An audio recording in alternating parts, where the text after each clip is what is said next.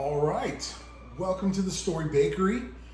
Today, we are going to take all of these beautiful fresh ingredients here, cabbage, tomatoes, carrots, cilantro, onions, potatoes, celery, corn, and a nice chunk of beef chuck roast, and we are going to turn that into delicious caldo de res, which is an amazing Mexican beef soup for all you white folk out there who've never heard of it. Okay, so got this recipe from my wife's mom, Grandma Lopez, and it's going to be absolutely incredible. You guys are going to love it. I hope you enjoy. First thing, set your Instapot to saute. Make sure that bad boy's on high, and then hit start. Yeah. Next, go ahead and grab yourself a sharp knife and start dicing up that beef. All right, so slice it in 1-inch cubes. So you see here, slicing it in 1-inch steaks basically, and then I'm going to turn those over and slice those into cubes going forward, so that we can make sure that this beef is nice and bite-sized for your yummy, yummy caldo de res.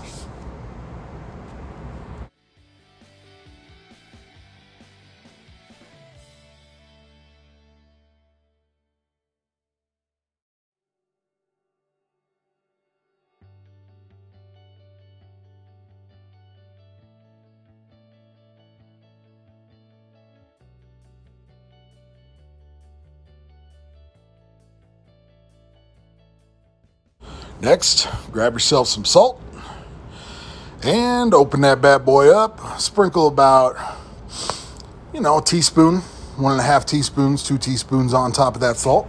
Then grab yourself some pepper. Season it up. And again, about a teaspoon to 1.5 teaspoons of pepper on there. Always make sure you wash your hands after dealing with raw meat. Okay, now you're going to go out and grab yourself some oil in your heated up Instapot, and then go ahead and slide that beef in there, and we're going to brown that beef, give it a nice stir so that it's all yummy, delicious, and gets evenly browned. Man, this is turning out so great.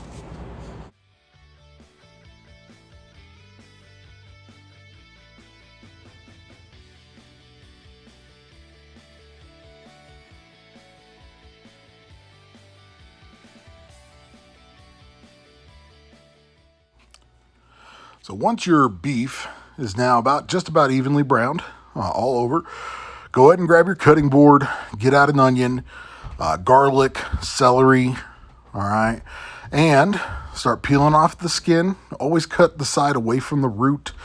The root's the little hairy piece at the end. You want to leave that on. It helps keep the onion together as you dice it up. Cut a couple of slices across the onion, and then cut a couple slices down the onion, and then dice it up real easy, just like that. We're going to put a whole onion in this recipe. My wife said sometimes you could just throw the onion in whole. It will kind of melt down into nothing. So, it's up to you. I prefer it this way, though. This is great.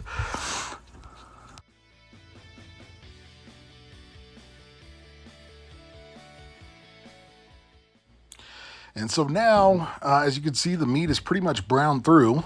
So we're going to take our onion and we're going to slide that in there. Just like this. All right, just slide it right off our cutting board. And wipe off the knife. And then we're going to go grab our garlic.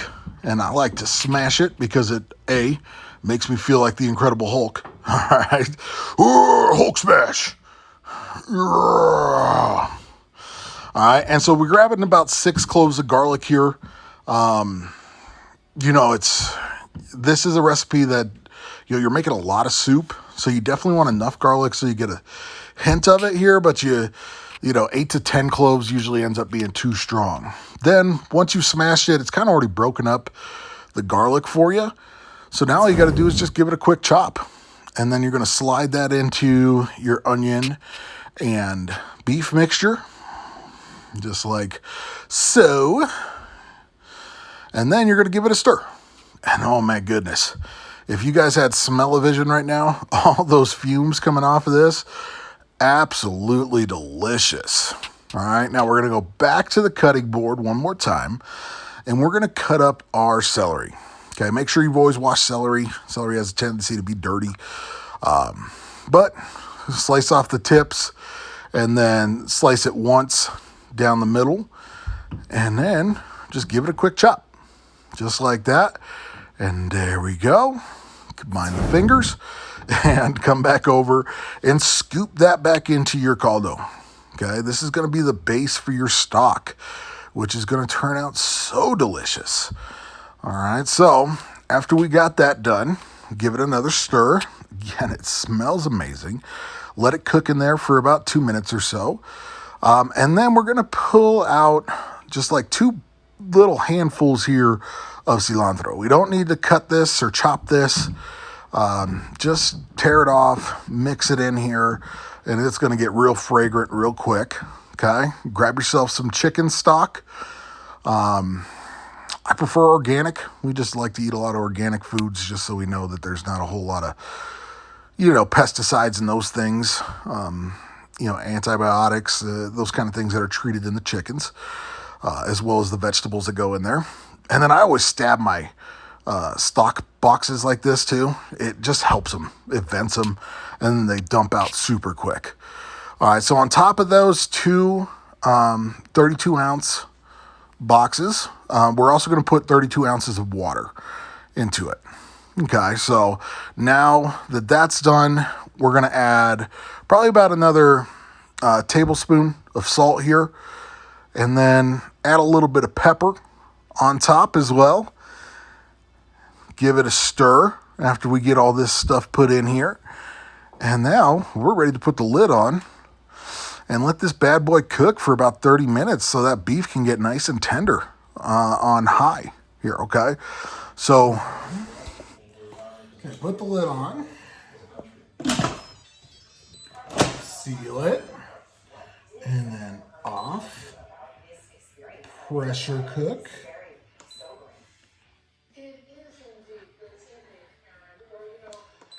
30 minutes. And start.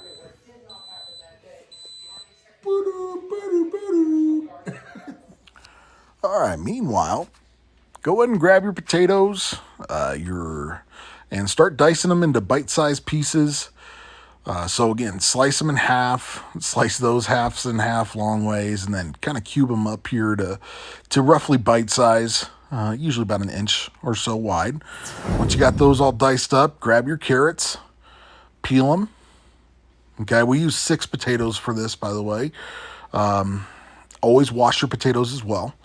And then you peel off your carrots here. All right, so peel one side, flip it over, peel the other side. Using about, about 6 to 8 carrots here as well, depending on how much you like carrots. Cut off the tips on both sides of the carrot and then slice it into, about 1/2 inch, 1 inch cubes here, okay? And then you got these nice little rounds that'll go into your delicious, delicious soup. Lots of veggies. So yummy. All right, great for a cold night. Last night was like 20 degrees, so it was great for a cold, cold night. And so then once you get all these carrots diced up here, then we're going to go ahead and grab our next veggie. So make sure you have a bowl sitting right next to you as well, so you can put all the stuff in there. Corn, slice off the top or the bottom root right there, and then corn takes a lot of effort. All right, you want to slice, we have 4 cobs, slice them into 3 pieces. Go ahead and grab your cabbage, peel off the outside leaves, just because those are usually the dirtiest ones. Then slice it right down the middle. All right, so right down the root. Take that root out, okay, because it really doesn't cook down at all. And then just kind of dice it into little pieces. All right, and then you're just going to sit here, and that's all what we're doing while we're waiting. As you can see, the veggies start popping up here as we wait the 30 minutes for the pressure cooker to cook, and then we're about ready to go. Release the steam. Waiting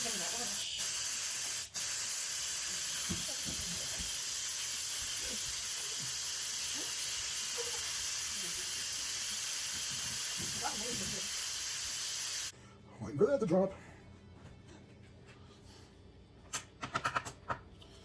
So now that that's done, you open it, and ooh, I wish you had smell-o-vision.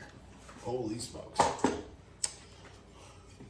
All right, yeah, it's looking real good, real good. Let's check the tenderness of the beef. That's the next step. Okay, so very hot. I want to be careful here, but 30 minutes in the Instapot, and yeah, it's just falling apart. So perfect. That's how this beef should be. It should kind of melt in your mouth with this caldo de res.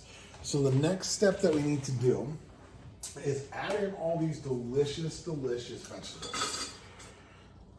And we're just gonna cook it for just a little bit longer. All right, so got the corns. All right, got all the corn that we gotta throw in here.